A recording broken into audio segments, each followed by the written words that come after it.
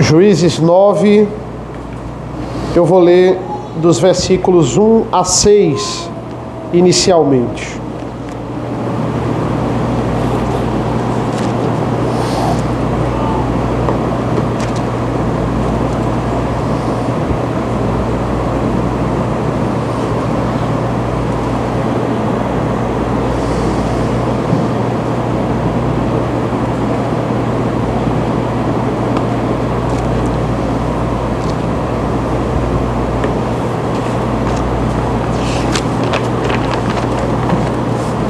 Assim diz a palavra do Senhor.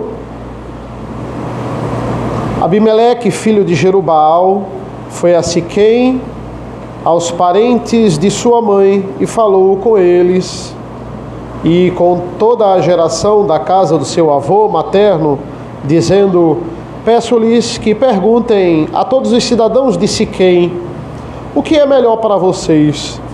Que 70 homens, todos os filhos de Jerubaal, dominem sobre vocês, ou que vocês sejam dominados por apenas um?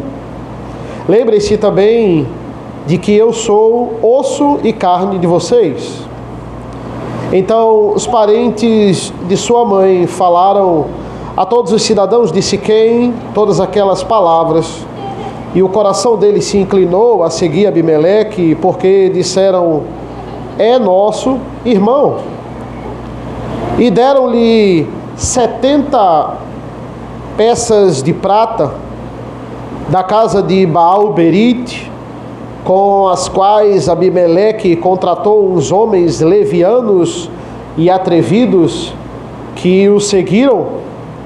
Foi à casa de seu pai em Ofra e matou os seus irmãos, os filhos de Jerubaal, 70 homens sobre uma pedra. Porém Jotão, o filho mais moço de Jerubaal, escapou, porque havia se escondido. Então se reuniram todos os cidadãos de Siquém e toda Bet-Milo, foram e proclamaram Abimeleque rei, junto ao carvalho memorial que está perto de Siquém. Oremos. Senhor nosso Deus, nosso Pai, te agradecemos pela leitura da tua palavra. Fala mais uma vez aos nossos corações. Nos abençoa nesta noite. Em nome do teu Filho amado Jesus. Amém. Existe uma estratégia, irmãos, no corpo de bombeiro, que é uma estratégia chamada fogo contra fogo.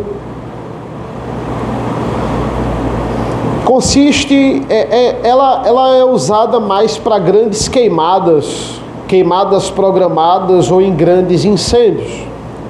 Se o fogo ele começa de um lado e ele está vindo para uma determinada direção, a estratégia consiste em você colocar fogo na direção que o fogo está vindo, para que quando eles se encontrarem, um fogo consuma o outro fogo.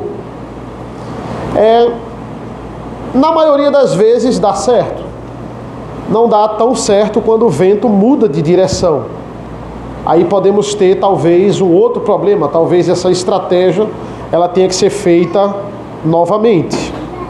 Mas por que eu comecei com isso? Porque é exatamente essa estratégia que Deus vai usar aqui. No capítulo 9, especificamente, para acabar com essa insurreição aqui pecaminosa de Abimeleque, Deus ele vai usar o fogo de Abimeleque contra o fogo dos de Siquém. O pecado de Abimeleque contra o pecado de Siquém. E nós paramos, na verdade, no capítulo 8, irmãos, na morte de Gideão. E nós vimos que Gideão não terminou bem o seu ministério, digamos assim. Ele começou bem, mas ele terminou muito mal. Ele começou combatendo a idolatria, e sendo conhecido por isso, ele é conhecido por Jerubaal, aquele que matou Baal, aquele que desafia Baal a lutar contra ele. Mas ele termina a vida justamente levando o povo à prostituição espiritual, levando o povo à idolatria, aquilo que ele combateu no capítulo 6. O povo pede no capítulo 8 que Gideão fosse rei. Vai dizer assim no versículo 23, 22 na verdade, domine sobre nós. E a gente viu que esse verbo é traduzido por reine. Reine sobre nós, Gideão. E a resposta de Gideão é maravilhosa, mas não condiz com a prática dele. Nós vimos isso também. Ele vai dizer: eu não vou reinar sobre vocês, o Senhor vai reinar sobre vocês, versículo 23. Mas ele começa a se comportar como rei. Ele diz: eu não quero reinar, mas todo o comportamento dele na prática é o comportamento de um rei e não o comportamento de um juiz. Primeiro que ele vai pegar todos os despojos da guerra e ele vai querer para ele. Isso é o comportamento de um rei. E ele vai pegar esse ouro para ele gastar? Não, ele vai pegar esse ouro para fazer uma estola sacerdotal de ouro e vai levar o povo a quase que adorar essa estátua. Ele, não, o culto é ao Senhor, mas ele aparecia no culto vestido com essa estola de ouro. Uma estola melhor do que a estola de Deus, porque a estola que Deus tinha mandado fabricar para os sacerdotes não era toda de ouro. Esse é o pensamento dele. Eu vou surpreender a Deus, eu vou fazer uma estola melhor. Deus não tinha mandado, mas eu vou fazer uma estola toda de ouro. Então a Bíblia fala no versículo 27 do capítulo 8 que ele leva o povo a uma prostituição espiritual, e ele veio a ser um tropeço para a sua família, para a sua casa. E não para por aí. Outra característica de que Gideão se comportava como rei era querer deixar um legado. Tanto é que ele vai deixar 70 filhos de várias mulheres diferentes. Para uma pessoa que quer ter um legado, deixar 70 filhos é uma grande característica. E um desses filhos, filho de sua concubina em Siquém, ele vai dar o nome de Abimeleque, que quer dizer literalmente, nós vimos isso, meu pai é rei. Como é que eu não quero ser rei e eu coloco o nome do meu filho de meu pai é rei? Este é Abimeleque, o resultado da sua idolatria, o resultado da sua rebeldia. E isso aí vai gerar sérios danos para Israel. Veja o versículo 33 do capítulo 8, vai dizer assim: depois que Gideão morreu, os filhos de Israel voltaram a se prostituir com os Baalins e puseram Baal-Berite por Deus. Depois da morte de Jerubaal, aquele que derrotou e venceu Baal, o povo passou a adorar de novo Baal. Só estavam esperando ele morrer. E mais uma vez aqui a gente tem essa palavra: o povo se prostituiu com os Baalins, né? Versículo 27 do capítulo 8, versículo 33 do capítulo 8, eu tenho essa palavra prostituição. Por que prostituição? Por que essa palavra tão forte, que é muito ligado à imoralidade sexual? Porque a idolatria é como se fosse um pecado, é como se fosse uma traição. Se Cristo é o noivo e nós somos a igreja a noiva, quando nós cometemos idolatria, nós estamos traindo o noivo. Por isso essa expressão ela é repetida aqui. Versículo 34 do capítulo 8. Os filhos de Israel não se lembraram do Senhor, seu Deus, que os havia livrado do poder de todos os seus inimigos ao redor. Deus livrou ele de todos os seus inimigos. Lembra dos midianitas? Eles não existem mais. Eles foram exterminados e o povo não se lembrou disso. Não é que o povo esqueceu. O povo esqueceu. Não. É porque o povo passou a não considerar mais as palavras. Você está aqui, você está sentado, você está ouvindo, mas você não está ouvindo. Está pensando em outra coisa, você duvida de tudo.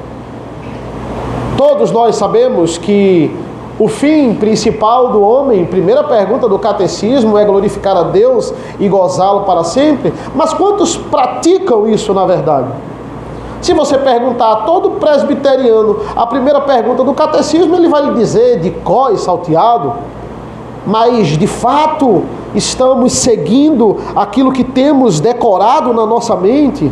É isso que o versículo 34 quer dizer com não se lembraram do Senhor. Eles não praticaram, igual a Gideão, que estava começando a dizer as coisas, mas estava praticando completamente diferente. Quais são os objetivos finais dos versículos do capítulo 8, irmãos? É mostrar que Israel está pronta para receber qualquer charlatão dizendo que é rei e dizendo que é líder de Israel. Israel sucumbiu completamente à idolatria, do mesmo jeito que Paulo, lá em 2 Tessalonicenses, vai dizer que o mundo está preparado para receber o iníquo, se referindo ali em 2 Tessalonicenses 2 ao anticristo. Paulo, que já dizia isso no primeiro século, todas as ideologias desse mundo, tudo converge para recepcionar qualquer entidade maligna que queira perseguir a igreja. O mundo está preparado para isso. Versículo 34 diz: olha, eles abandonaram Deus que fez o quê? Que livrou ele dos inimigos. Uma das grandes características do descrente é a ingratidão. Você faz alguma coisa por ele, mas ele esquece e ele não é grato por nada do que você faz. Deus livrou ele dos seus inimigos e logo após a morte deste juiz, que já não tinha terminado tão bem a sua vida, eles sucumbiram novamente à idolatria. O contrário também é verdade. Uma das grandes marcas do cristão é a gratidão, é a ação de graças. E qual é a grande propaganda de Abimeleque, irmãos? É a propaganda da maioria dos nossos governantes. Eu sou capaz, eu vou trazer paz para Israel, finalmente. Uma paz que não vai ser momentânea, uma paz que não vai ser só até o período que eu estiver vivo. Eu vou trazer paz. É o que vai dizer Jotão, o único irmão que sobreviveu da morte lá do massacre que ele fez. Numa parábola, ele vai dizer no versículo 15, e o espinheiro respondeu às árvores: se é verdade que querem me ungir rei sobre vocês, venham e se refugiem debaixo da minha sombra. Ele é considerado esse espinheiro na parábola de Jotão. E é isso aí, eu vou trazer sombra, eu vou trazer paz para o povo de Israel. Como confiar no homem que traria paz e antes ainda de ser rei, o primeiro ato dele é matar todos os seus irmãos? É isso que a gente leu aqui nos versículos de 1 a 6. E isso acontece onde, irmãos? Em Siquém, a cidade onde ele nasceu. Veja a conversa que ele espalha. Ele chega para sua família, versículo 2, e diz assim: olha, o que é melhor? 70 governarem Israel ou um? Ou apenas um? E a Bíblia nos diz que ele pegou os 70 no versículo 5 e os matou sobre uma pedra. Guardem isso. O que é melhor, 70 ou um? Ele pegou os 70 e matou sobre uma pedra, mas no final escapou um. Jotão. Percebam essa numerologia: 70 para 1, no final escapou um. E Deus está agindo, irmãos, porque olha o que é que Deus providencia na vida de Abimeleque e desse povo de Siquém. Versículo 23 diz assim: quando Deus suscitou um espírito de aversão entre Abimeleque e os cidadãos de Siquém, que foram desleais com Abimeleque. O que é que a Bíblia está nos dizendo aqui, irmãos? Deus enviou um espírito de confusão. Deus enviou um espírito maligno, um espírito de contradição, para ficar falando no ouvido do povo de Siquém, e do povo e de Abimeleque. O capítulo termina com a morte desse suposto rei. E olha o que a Bíblia fala após essa morte, versículo 56, no final do capítulo. Assim Deus fez cair sobre Abimeleque o mal que ele havia feito ao seu pai, ao matar os seus 70 irmãos. De igual modo, Deus fez cair sobre a cabeça dos homens de Siquém todo o mal que haviam praticado. Não só Abimeleque recebe um castigo de Deus, mas os de Siquém também recebem por causa dessa aliança maligna que eles travaram dos versículos de 1 a 100. E quão terrível é que isso tenha acontecido em Siquém, irmãos. Existem pecados que, por você fazer em alguns locais, eles se tornam agravantes por aquilo que você fez. Por exemplo, uma coisa é você mentir.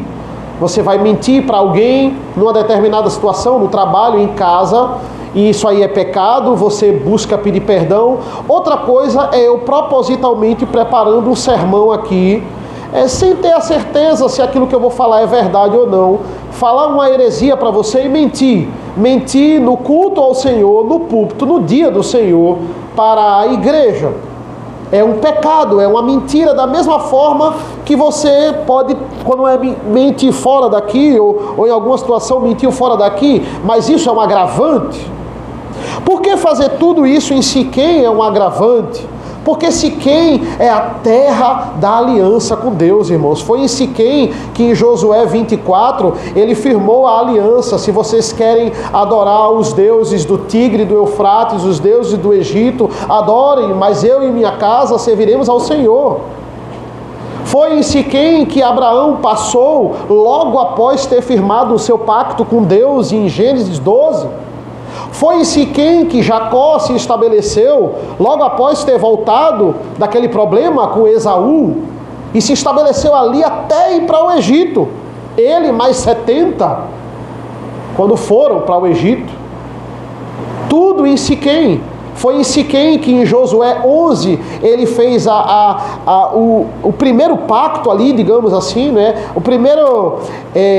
A reafirmação do pacto. E em Josué 8 e em Josué 24 ele faz a segunda renovação do pacto. Por que isso é um agravante, irmãos? Porque todo mundo de Siquém estudava isso. Lembrava disso. Essa é a terra que simboliza a fidelidade de Deus com o seu povo. E é aqui que esse povo vai se unir a Abimeleque. Eles vão financiar o golpe que Abimeleque dá contra os seus irmãos com dinheiro de um templo pagão. Isso é um agravante. Isso é um agravante. São tempos de trevas. Aqui em Juízes 9, instituições, irmãos, podem cair rapidamente. É só você olhar, nós vimos isso na escola dominical com Felipe. É só você olhar para a igreja presbiteriana dos Estados Unidos. É só você olhar para as igrejas da Europa. Felipe falou, a irmã dele está lá, ela diz, Felipe, olha, templos maravilhosos, mas quem prega são homossexuais nesses templos maravilhosos. Isso é permitido, não há problema nenhum. Estamos a um passo da apostasia, uma passada de bastão errada, e isso pode ser um problema para essa igreja ou qualquer outro. Nada garante que o nosso futuro está garantido. Gideão terminou mal, mas pelo menos ele está lá no hall dos heróis da fé de Hebreus 11. Provavelmente aqui crente, mesmo terminando mal. Abimeleque não está mais. Abimeleque nem crente era. O que é que a gente pode concluir com isso, irmãos? Que a nossa meia vontade de adorar a Deus, que a nossa meia vontade de servir a Deus, não tire os nossos filhos completamente da igreja. Eu só vou de manhã para o culto. Eu só vou de noite. eu vou... Terminou o ano, você frequentou a igreja 50%. De todos os domingos você veio metade. De todas as reuniões você veio metade. Do que você planejou para fazer na sua devocional, 30%. É meio crente. Que a sua meia vontade de servir a Deus não atinja os seus filhos e eles se tornem 100% descrentes. Esse é o legado que Gideão vai deixar. Um legado tão grande. Agora só tem 2 filhos vivos. Um eu acredito que seja crente, Jotão. Nós vamos ver aqui pela declaração dele no Monte Gerizim. Mas Abimeleque, a palavra de Deus pode atestar que ele não é, porque ele não começou bem e nem terminou bem. Então isso vai agravando a situação. No Monte Gerizim, Jotão, o único sobrevivente da matança, ele vai ter a coragem, porque tem que ter muita coragem para fazer isso. No monte que era famoso pela pregação da palavra de Deus e também um monte ali, símbolo do pacto com Deus, ele vai proferir uma parábola muito interessante, irmãos. Versículo 7 diz assim: quando soube disto, Jotão foi e se pôs no alto do monte Gerizim e em voz alta gritou dizendo: cidadãos de Siquém, escutem o que eu vou dizer e Deus escutará vocês. Certa vez as árvores foram ungir para si o rei e disseram à oliveira: reine sobre nós. Porém a oliveira lhes respondeu: deixaria eu o meu óleo apreciado por Deus e pelos homens para dominar sobre as árvores? Então as árvores disseram à figueira: venha você e reine sobre nós. Porém a figueira lhes respondeu: deixaria eu a minha doçura, o meu bom fruto, para dominar sobre as árvores? Então as árvores disseram à videira: venha você e reine sobre nós. Porém a videira lhes respondeu: deixaria eu o meu vinho, que agrada a Deus e aos homens, para dominar sobre as árvores? Então as árvores disseram ao espinheiro: venha você e reine sobre nós. E o espinheiro respondeu às árvores: se é verdade que querem me ungir rei sobre vocês, venham e se refugiem debaixo da minha sombra. Mas se não, que do espinheiro saia fogo e consuma os cedros do Líbano. Jotão traz uma fábula para aquele povo, bem simples. As árvores querem o rei, elas pedem a oliveira. Ela diz: não, eu tenho óleo para cuidar. Elas pedem a figueira, ela diz: eu tenho doce para fazer. A videira diz: eu tenho vinho para produzir. Aí as árvores pedem ao espinheiro, e o espinheiro fica feliz e aceita. O que ele quer dizer com isso? Quem aceitou liderar vocês não é alguém que vai gerar nada produtivo, não é alguém que vai gerar nada doce, bom, belo ou gostoso. Vai ser um espinheiro. E Jotão está dizendo: Abimeleque é o espinheiro. Quando o espinheiro é chamado para reinar, ele diz: se coloque debaixo da minha sombra. Mas que sombra um espinheiro pode dar às árvores? Se você se abraçar com o espinheiro, você vai se ferir. Ele está dizendo: quem vocês colocaram para reinar é justamente a última pessoa que deveria estar nesse cargo. O espinheiro é indigno, ele não tem recursos, ele não tem vida para governar vocês. Mas esses homens foram tolos o suficiente para aceitar essa liderança. Se você se abraçar com o espinheiro, você vai ser ferido. Versículo 20. Mas se este não for o caso, que saia fogo de Abimeleque e consuma os cidadãos de Siquém e Bet-Milo, e que saia fogo dos cidadãos de Siquém e de Bet-Milo, que consuma Abimeleque. Essa é uma palavra que veio a ser uma palavra profética aqui. Ele está dizendo: no final, isso só vai trazer fogo para Israel. Isso vai terminar em fogo, e literalmente termina em fogo. E depois de falar isso, o que é que Jotão faz? Ele vai embora, ele foge, porque senão ele iria morrer também. Versículo 21. Depois disso, Jotão fugiu e foi para Ber, onde ficou morando, porque estava com medo do seu irmão Abimeleque. Ele fala as verdades que são, na verdade, aqui a boca de Deus, e ele vai embora, senão ele teria o mesmo destino que os seus irmãos. Existem homens, irmãos, que não devem estar na posição de liderança. A Bíblia nos fala tanto sobre isso, mas parece que a gente não ouve às vezes. Ela está nos alertando. Qual foi o critério para escolherem esse homem como rei? Veja, quando ele mata os irmãos, foi antes dele ser nomeado rei. Mas mesmo assim, depois dessa atitude, ainda financiam isso que Abimeleque vai fazer. Versículo 22, Abimeleque havia dominado Israel durante 3 anos. Então, aqui se passam 3 anos de governo de Abimeleque, ele está dizendo. Depois dessa verdade de Jotão, logo depois de ele ter matado os irmãos, 3 anos se passaram, ele governando. É muito interessante porque esse verbo dominar aqui não é o mesmo dominar do versículo 22 do capítulo 8, quando o povo diz, Gideão, nós queremos que você domine sobre nós, que quer dizer reine sobre nós. Não é o mesmo reinar, não é nem reinar. Quando a gente remete, por exemplo, a Gênesis 37, como eu disse no sermão passado, os irmãos de José vão chegar para ele e vão dizer assim, o que é que você quer com esses sonhos? Você quer dominar sobre nós? É o mesmo reinar. Você quer que a gente seja seus súditos e você seja rei? No 22 do capítulo 8 é reine sobre nós, mas aqui esse dominar não é reinar. Ele vai dominar, a Bíblia está dizendo, ele vai dominar, mas esse domínio é como se fosse um reino inferior, um governo inferior. Porque na verdade, Abimeleque ele nunca foi um rei. Ele foi um tirano, veja, ele nem é contado nos reis de Israel. Porque se fosse assim, era para Abimeleque ser contado como o primeiro rei de Israel, e não Saul.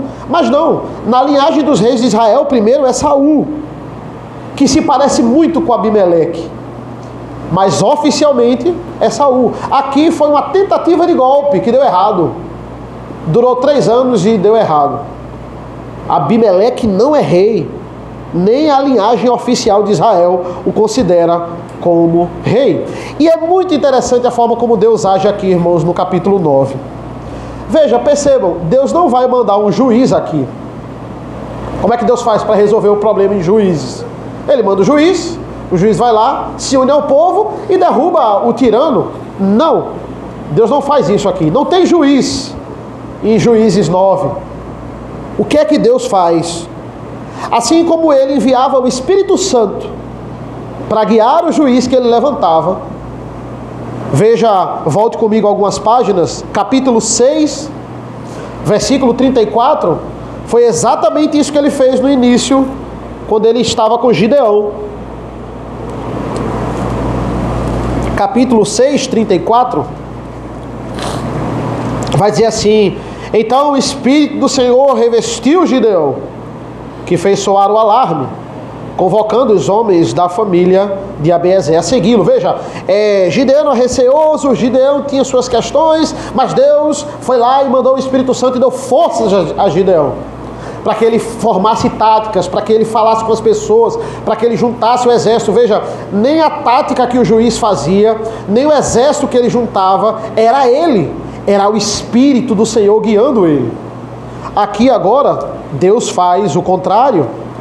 Deus vai dizer no versículo 23 da nossa passagem, quando Deus suscitou um espírito de aversão entre Abimeleque e os cidadãos de Siquém, que foram desleais com Abimeleque. Agora Deus vai fazer assim, eu não vou enviar o Espírito Santo para guiar Abimeleque, ele nem é crente. Eu vou enviar um espírito de confusão para gerar uma inimizade entre Abimeleque e Siquém. E como eu disse, irmãos, Abimeleque se parece muito com Saul. Pense comigo na história de Saul. Saul perde o seu reinado em 1 Samuel 15. Em 1 Samuel 16, a Bíblia fala que um espírito maligno vai atormentar Saul, a ponto dele só ter paz e esse espírito não atormentá-lo quando Davi toca lá a lira. O espírito maligno agora, quando o Espírito Santo sai de Saul, o Espírito Santo vai sair de Saul, o espírito maligno passa a atormentar. Existem muitos paralelos, irmãos, entre o primeiro falso rei de Israel e o primeiro verdadeiro rei de Israel.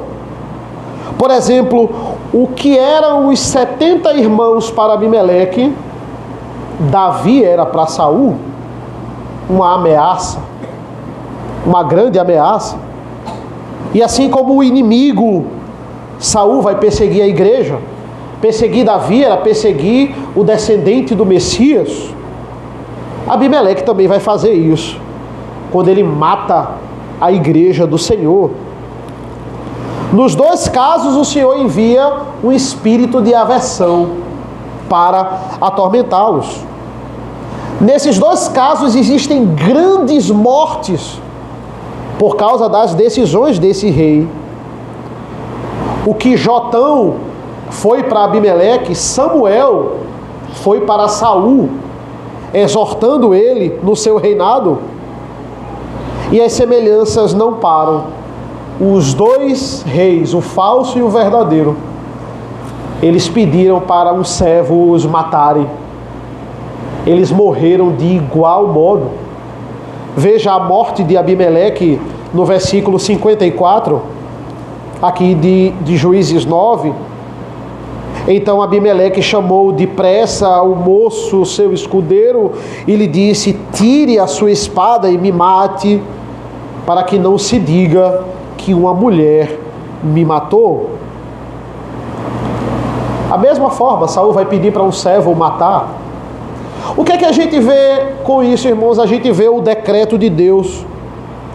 A gente vê que tudo está debaixo do governo de Deus, que o mesmo Deus que envia o Espírito Santo é o Deus que envia o espírito maligno. Que a raiva que estava no coração de Abimeleque, o espírito maligno vai direcionar para Siquém. E a raiva que Siquém estava, o espírito maligno vai apontar para Abimeleque. O que é isso, irmão, senão Deus entregando os homens às suas próprias paixões e desejos? O espírito, veja, é muito interessante isso.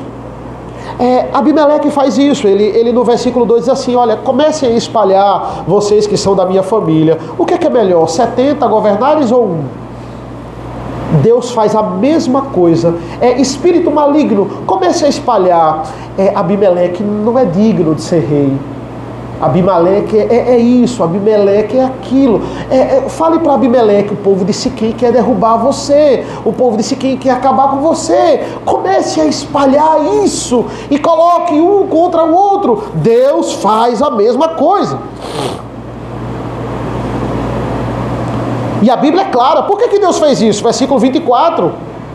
Isto aconteceu para que fosse vingada a violência praticada contra os 70 filhos de Jerubaal, e para que fossem castigados tanto Abimeleque, que era irmão deles, e os havia matado, como os cidadãos de Siquém, que contribuíram para que ele matasse os seus próprios irmãos.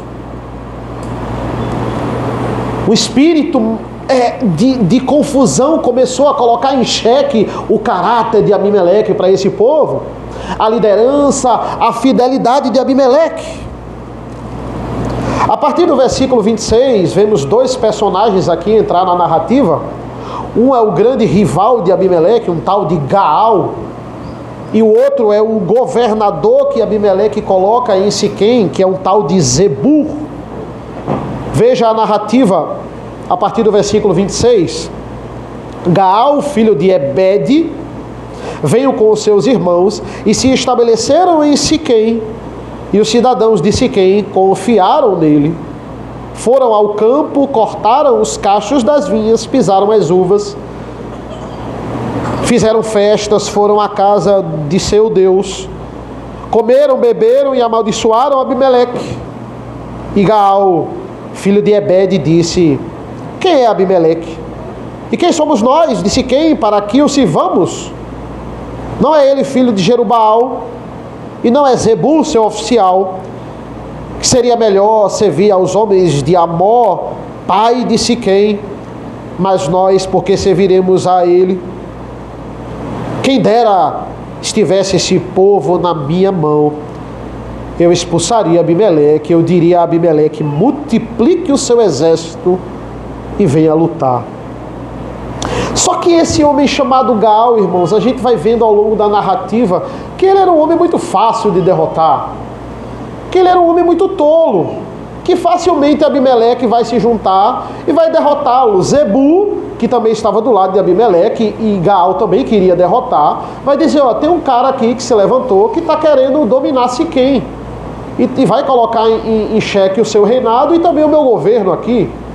E aí eles vão preparar uma emboscada para Gaal, e facilmente isso vai ser uma pólvora para aguçar, para aflorar a ira de Abimeleque.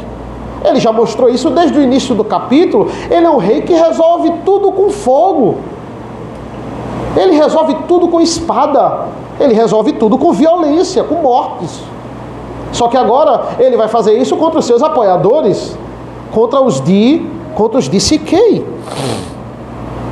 Deus usa, ele vai lutar com Gaal, esses são os relatos dos próximos versículos, ele vai vencer facilmente Gaal, só que Deus usa a morte de Gaal e seus homens para fazer o povo de Siquém se rebelar, contra Abimeleque.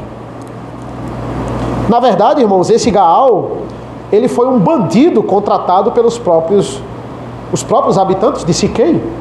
Versículo 25 vai dizer assim: os cidadãos de Siquém puseram sobre os altos dos montes homens de emboscada contra Abimeleque, e eles assaltavam todos os que passavam pelo caminho perto deles, e Abimeleque foi informado disso. Eles contrataram saqueadores para saquear as caravanas que Abimeleque mandava para lá, e também para roubar os impostos. E o maior desses saqueadores era Gaal. Que ideia maravilhosa, irmãos! Eu vou derrubar um bandido através de outro bandido. Veja, Siquém não está arrependida. Como é que eu derrubo um bandido, um ladrão, um assassino? Com outro bandido. Veja, ninguém ora aqui nesse capítulo, irmãos. Ninguém ora, ninguém se arrepende. Ninguém clama ao Senhor. E Siquém se arrependeu e clamou ao Senhor, e Abimeleque, não. É só cada um tentando resolver da sua própria maneira. Cada um tentando resolver tudo com as próprias mãos. Abimeleque não achou pouco, ele derrota Gaal e seus homens. Depois ele vai lá e quer se vingar de Siquém. Porque o povo de Siquém está revoltado, então tudo bem, eu mato os de Siquém. É assim que Abimeleque resolve as coisas. Vocês de Siquém estão surpresos, por quê? E ele tem a ideia de queimar os de Siquém. Versículo 46 vai dizer assim: todos os cidadãos da torre de Siquém souberam disso e entraram na fortaleza, no templo de El-Berite. Mas Abimeleque soube que todos os cidadãos da torre de Siquém se haviam reunido. Então ele subiu o monte Salmão, ele e todo o seu povo.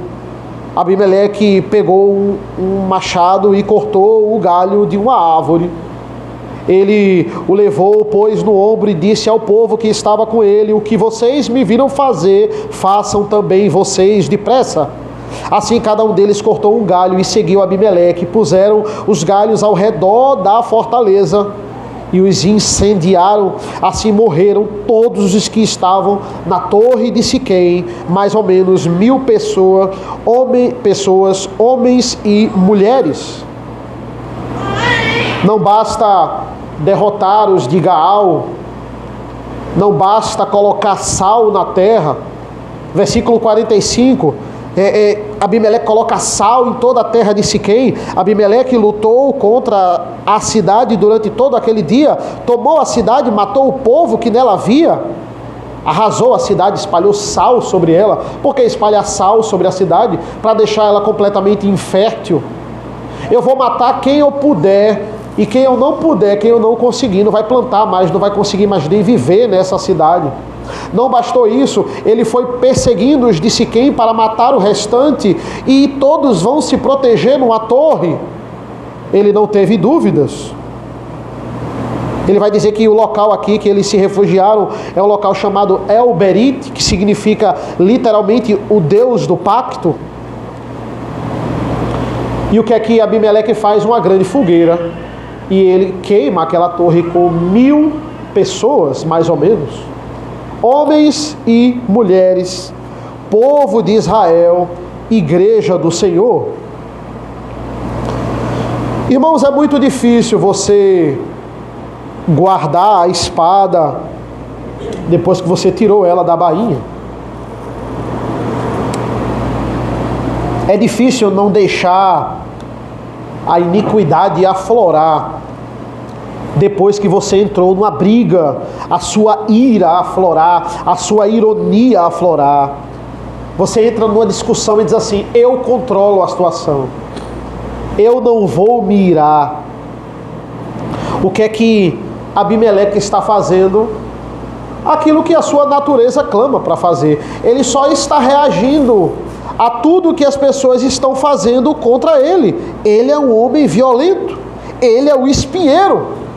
Vocês foram querer se abraçar no espinheiro, Jotão vai dizer. Ele olha para essa torre e diz assim: vamos queimar, façam isso comigo, junto comigo, peguem o galho e vamos queimar essa torre. E isso não satisfaz ele. Ele chega numa cidade chamada Tebes, que provavelmente é uma cidade que se aliou a Siquém, e perto de Siquém, e ele faz a mesma coisa. As pessoas, adivinha, vão fazer a mesma coisa, vão se refugiar numa torre. Ele olha para a torre e diz assim: eu fiz em Siquém, o que é que eu não vou fazer aqui? Deu certo em Siquém, o que é que não vai dar certo aqui? Versículo 50. Então Abimeleque foi a Tebes, sitiou a cidade e a tomou. Havia, porém, no meio da cidade uma torre forte. E todos os homens e mulheres, todos os moradores da cidade fugiram para lá, fecharam as portas da torre e subiram ao terraço. Abimeleque veio até a torre, lutou contra ela e se aproximou da porta para a incendiar. Mas o que é que Deus faz aqui, irmãos? Deus nos dá uma nova Jael. Lembram de Jael, que matou a sangue frio Sísera? Dessa vez ele não nos dá um nome, mas é uma mulher também. Versículo 53. Mas uma mulher jogou uma pedra superior de moinho sobre a cabeça de Abimeleque e lhe quebrou o crânio. Lá de cima da janela da torre, ela pega uma pedra e mira na cabeça de Abimeleque, e isso vai lhe rachar o crânio. Lembre-se que ele matou 70 irmãos sobre uma pedra. Agora uma pedra vai cair e vai lhe rachar o crânio. Ele está morrendo aqui. E da mesma forma que Saul, ele pede para o seu servo pegar uma espada e transpassar essa espada nele. É interessante, irmãos, porque depois dessa morte não houve choro por Abimeleque. Ninguém sente a falta desse homem. Não há luto, não há velório, não há saudade. É o que diz o versículo 55, quando os homens de Israel viram que Abimeleque já estava morto, foram embora, cada um para a sua casa. E por que essa fala de Abimeleque, né? Olha a preocupação dele, morrendo aqui, agonizando. Versículo 54, ele fala para o escravo: tire a sua espada e me mate, para que não se diga que uma mulher me matou. Porque era humilhante morrer nas mãos de uma mulher. Eu falei isso quando Císera morre nas mãos de Jael. Da mesma forma, né? Essa é a mesma explicação, porque simplesmente mulheres não eram treinadas para a guerra. Mulheres não podiam ir para a guerra. As mulheres não podiam lutar. Então veja, um rei tão poderoso, conhecido por ser forte em guerra, morrer nas mãos de uma mulher que simplesmente mirou uma pedra na sua cabeça, era humilhante. Qual é a lógica dele antes de morrer? Me mate para que o foco seja na espada que me passou e não no meu crânio rachado. Para que as pessoas digam, olha, morreu, mas pelo menos morreu lutando aqui. Ele quer deixar a sua marca, ele quer deixar o seu legado. É a mesma característica de Gideão, que não quer ser esquecido, deixando 70 filhos na terra. Se eu disser que Abimeleque morreu com um golpe de espada, ele perdeu, mas ele perdeu lutando numa guerra, provavelmente com algum soldado que ninguém sabe quem foi, mas foi lá e matou Abimeleque, é uma coisa, mas uma mulher lá de cima pegou uma pedra, jogou e ele morreu. Ele não quer ficar conhecido como isso. E essa preocupação dele não adianta, porque tudo fica registrado. A forma humilhante como ele morreu e também o que ele pede ao servo. Tudo fica registrado. É para humilhá-lo mesmo. Assim como fica registrado a morte humilhante de Saul. É para ficar registrado mesmo. É para dizer, olha o que acontece com aqueles que querem perseguir a igreja. Olha o que acontece com aqueles que queimam a igreja, que perseguem a igreja, morrem de forma humilhante. Como eu disse, é muito notório aqui a numerologia bíblica. Algumas expressões no português a gente não entende, mas o hebraico ele não passa despercebido. Por exemplo, a propaganda dele no versículo 2 é: olha, o que é melhor, 70 governarem ou um? Aí no versículo 5, ele matou 70 sobre uma pedra e um irmão escapou. Aí o texto frisa isso no 18. No 18 vai dizer assim: mas hoje vocês se levantaram contra a casa do meu pai, Jotão falando, e mataram os filhos dele, 70 homens sobre uma pedra, e Abimeleque, filho da escrava dele, vocês puseram como rei sobre cidadãos de Siquém, porque é irmão de vocês. Mais uma vez, ele matou 70 sobre uma pedra. Aí quando chega no 37, por favor, 37 diz assim: porém Gaal tornou ainda a falar e disse, Gaal está observando alguém chegar em cima de um monte, de uma pedra, e ele vai dizer assim: veja, vem gente descendo bem na nossa frente, e uma tropa vem vindo do caminho, do cavalo, dos adivinhos.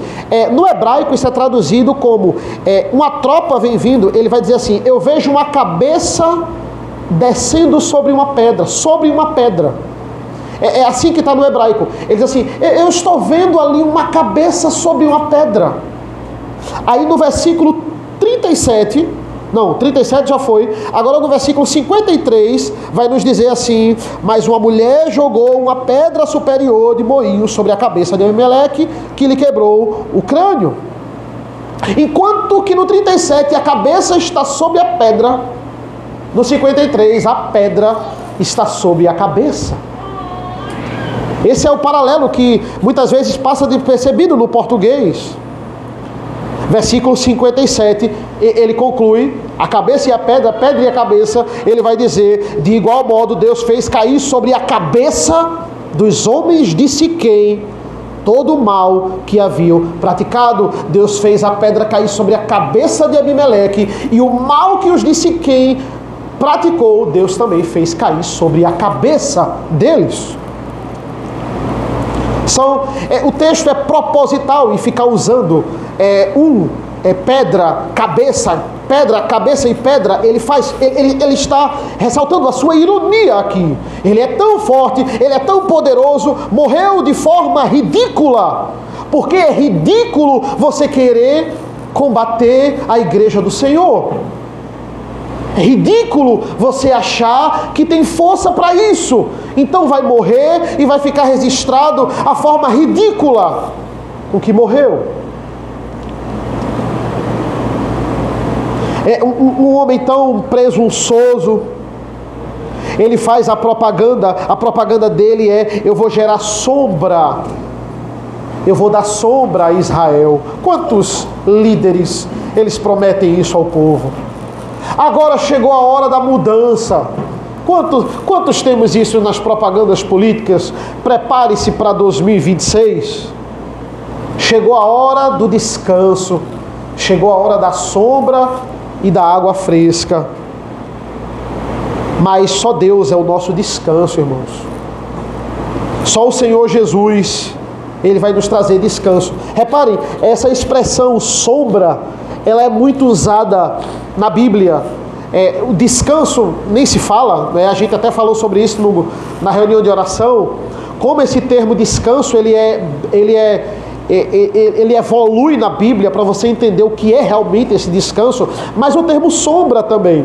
Por exemplo, quando a gente chega em Cantares 2, a esposa, que aqui simboliza a igreja, está falando do esposo. Ela está dizendo aqui: Cantares 2, qual a macieira entre as árvores do bosque, tal é o meu amado entre os jovens.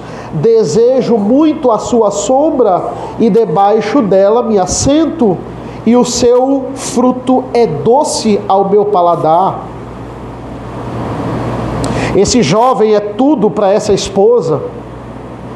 Existem muitos jovens, mas para ela só ele é a sombra, só ele é a proteção.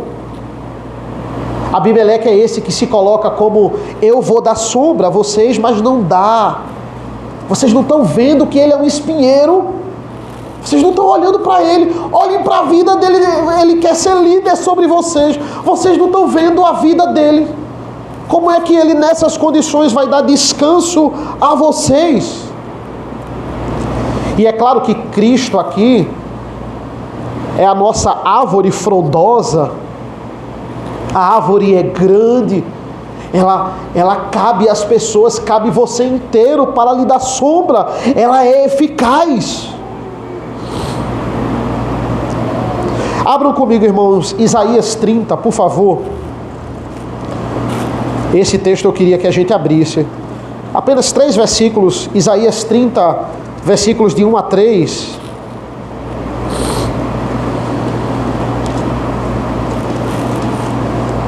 Mais uma vez, Israel se apegando a espinheiros, diz assim: ai dos filhos rebeldes, diz o Senhor, que executam planos que não procedem de mim e fazem alianças sem consultar o meu espírito, para acrescentarem pecado sobre pecado. Eles descem ao Egito sem me consultar, buscando refúgio em Faraó. Olha a expressão: e abrigo à sombra do Egito. Vocês acham que o Egito vai lhe trazer sombra? Aí finalizando, versículo 3: mas o refúgio de Faraó se transformará em vergonha para vocês, e o abrigo na sombra do Egito resultará em humilhação, igual a Abimeleque aqui. Se abrigar no espinheiro, resultou espinhos, resultou o espírito de confusão, o mesmo espírito de confusão que eu joguei para vocês quando quiseram ter Faraó como sua sombra. Eu agora estou jogando sobre Abimeleque. Mas ao contrário de Isaías, o Salmo 91 nos fala daquele que habita no esconderijo do Altíssimo e descansa à sombra do Onipotente. Quem fez esses eventos de Abimeleque acontecerem, irmãos? Quem incitou tudo isso foi Deus. A gente achava que o mal estava ganhando, mas ele foi derrotado. Como é que Deus apaga o fogo de Abimeleque, usando o fogo da indignação do povo, fogo contra fogo, e os dois eles vão se apagar. o mal é destruído, ele é levantado propositalmente, assim como Deus faz com Faraó também, assim como Deus faz com Nabucodonosor, assim como Deus faz com a Síria, assim como Deus faz com a Fenícia, assim como Deus fez com o Império Romano. Ele levanta e ele derruba, ele usa homens maus para destruir homens maus. Esse é o nosso Deus. E o nosso rei não é um espinheiro, irmãos. Nós não nos abraçamos no espinheiro. O nosso rei é uma videira. E nós não escolhemos. Nós escolhemos o espinheiro. Se fosse dada a gente a opção de escolha, nós iríamos nos abraçar ao espinheiro. Mas a videira verdadeira, ela nos escolheu. E Deus triunfa sobre a morte, irmãos. Deus, ele tira a vitória de derrota. Deus, ele apaga as más intenções e ele faz convergir em Cristo todas as coisas. Ele pega o cadáver de uma árvore e ele faz isso salvação inumerável. Ele pega o cadáver de uma árvore e ele crucifica a videira que nos trouxe sombra e proteção no dia que o mal achou que tinha vencido. Mas perdeu definitivamente. Oremos. Senhor nosso Deus, nosso Pai, te agradecemos por essa palavra, te agradecemos por esse culto, te agradecemos por essa noite. Senhor, nos abençoa. Tu és o Deus que decreta todas as coisas, Tu és o Deus que tem o controle sobre tudo, que tem o controle sobre a humanidade, que tudo está na Tua mão. Devemos olhar os noticiários, devemos olhar as coisas que a mídia muitas vezes de forma errada divulgam e entregar nas Tuas mãos, porque nós não vemos solução muitas vezes, mas o Senhor controla tudo. O Senhor usa homens bons para destruir homens maus. O Senhor usa homens maus para destruir homens maus. Essa é a Tua forma de agir. E Tu és o Deus soberano. Devemos atribuir a glória ao Senhor, entregar nas Tuas mãos as nossas angústias, as nossas incertezas.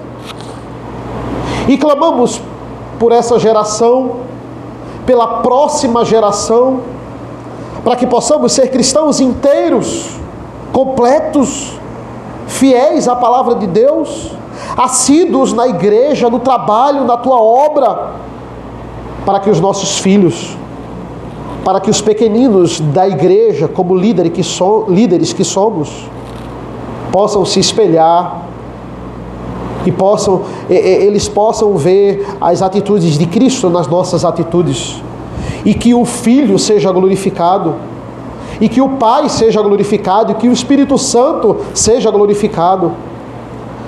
Nos dá uma semana tranquila, Senhor. Nos dá uma semana dentro da Tua vontade, que nós possamos ser testemunhos nesse mundo tenebroso. Fortalece essa igreja, faz essa igreja dar testemunho no Teu nome, nas nossas atitudes, na nossa família, na criação dos filhos, no nosso trabalho, na forma como lidamos com os nossos colegas, os funcionários, como patrões, como pais, como tios, como avós. Abençoa essa igreja, frutifica o Teu ensino para com os nossos filhos. Esteja conosco em nome do Teu Filho amado Jesus. Amém. Amém, irmãos? Vamos ficar de pé, como hino de resposta, entoar o Salmo 128.